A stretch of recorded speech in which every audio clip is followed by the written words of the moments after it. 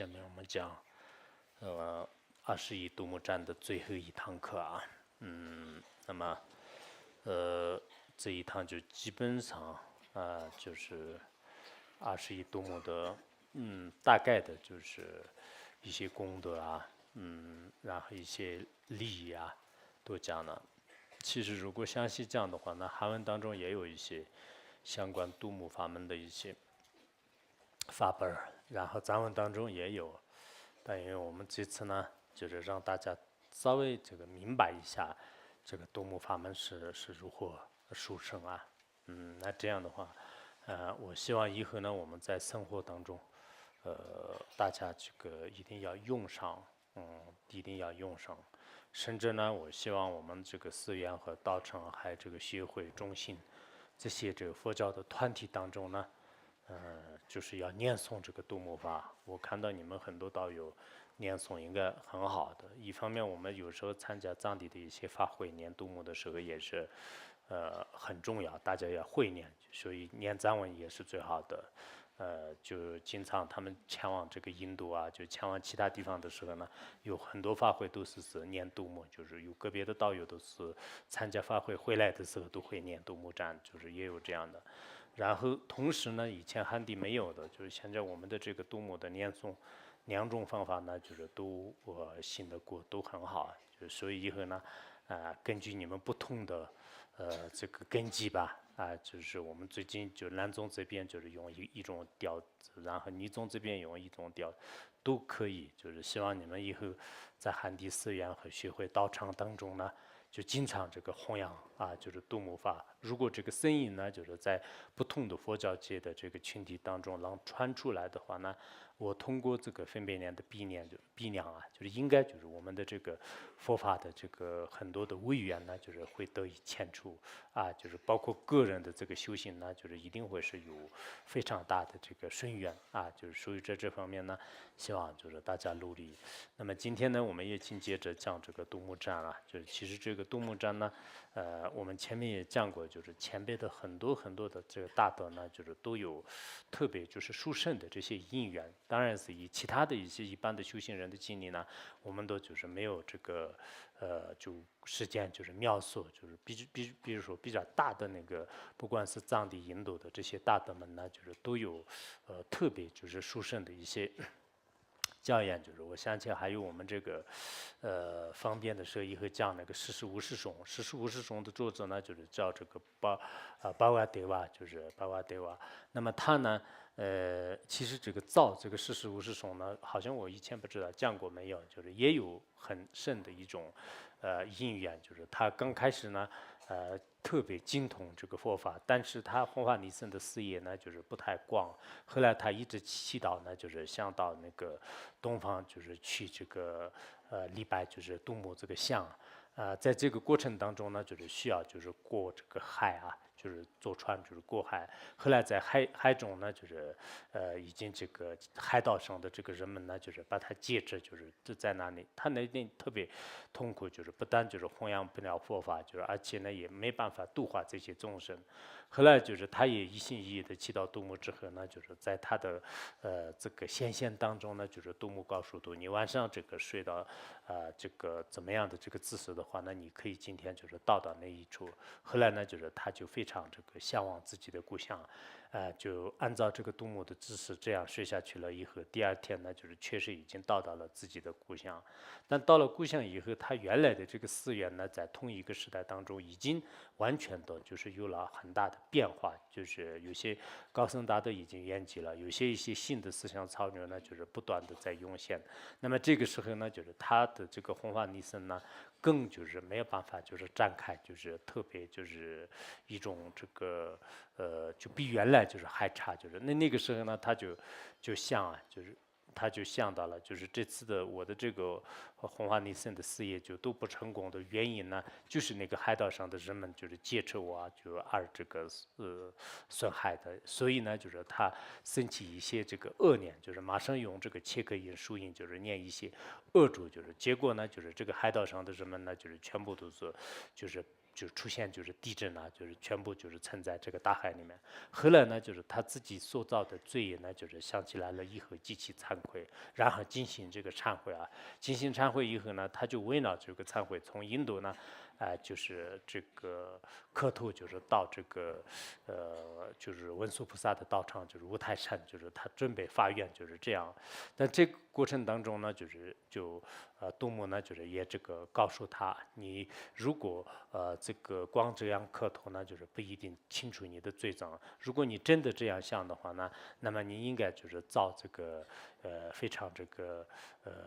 有意义的引导这个人们众生呢，就是迅速成佛的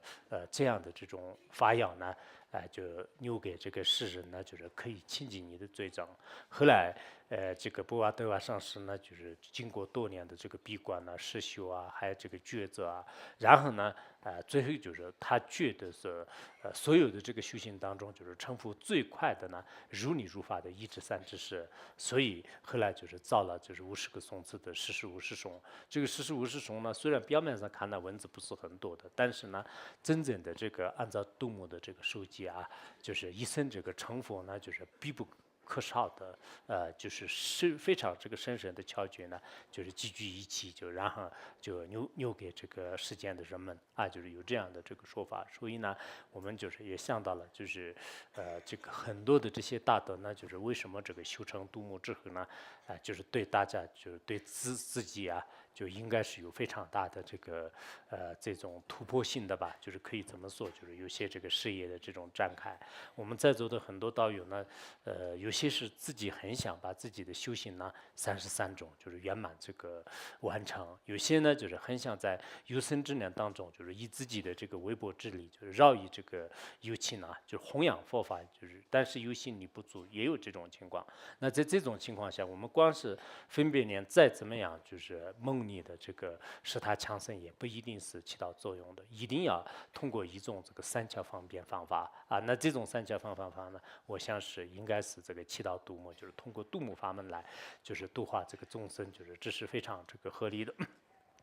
凡是藏地印度，就是我也就想起了很多的故事，但这次呢，因为我们就是也不可能耽误很长的时间，就是还有藏传佛教和还有很多的一些传记里面的这个故事啊，就是特别多。比如说我以前好像讲过没有，就是那个无著菩萨，就是那个是这个佛子行37颂的这个作者，就是无著菩萨，就是藏地的无著菩萨。他的是有一次，好像我以前也翻译过吧，就是那个传记，他有一次就是从他的这个家乡，就是路过拉萨的这个途中呢，就看见了，就是有一条就是特别这个大的河流，然后呢，就是看见有7、8个人呢，就是准备在过河，就是骑着马过河，然后呢，就是突然间就是就是那个水呢，就是特别深，就是全部都是沉在这个水里面呢，就是全部都沉在水里面。那个时候呢，无著菩萨就是万分焦急啊，就是然后马上呢就是祈祷就是度母啊，就是马上这个祈祷度母。那个时候呢就是非常这个希冀般的，就是大多数的人就是除了一匹马和这个一个人呢，就是已经沉下去了，就其他人呢就非常这个稀有的，很快的时间当中已经到就是岸边了，就这个很安然无恙，就是没有任何的这种没有任何的这种损害。那这个时候呢，就是他看见就是那个人啊，就是已经就是沉在里面了，就是沉在里面。这个时候不知不觉就是无著菩萨的后面呢，就是出现一位就是身体高大的，就是身上呢就是穿着白色铺路的一个人，还有这个什么这个腰间呢，就是也有这个系着这个什么这个茅草的这个腰带，就是这样的一个人呢，就是出现，就是说是我来就是去